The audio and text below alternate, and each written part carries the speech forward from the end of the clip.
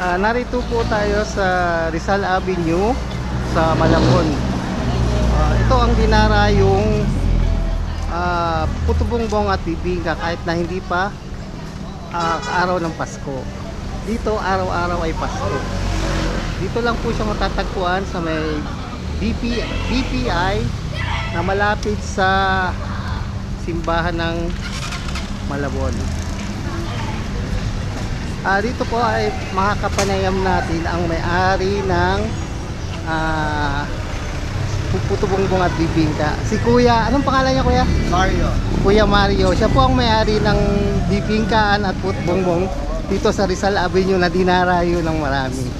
Magkano po ang bibingka nyo? 100 po special na meron po siyang halong ito naman sariwa at saka itong na maalat na keso. Tapos yung puto bongbong, 45 po yung ordinary, 75 po yung special, may konti siya, siya po yung may-ari. Pwede po kayong pumunta rito at anytime. Ako nga po madalas pumunta rito dahil sarap na sarap ako sa tinda nilang puto bongbong at bibingka. Salamat po. Ano pang pangalan nyo? Mario po. Mr. Mario.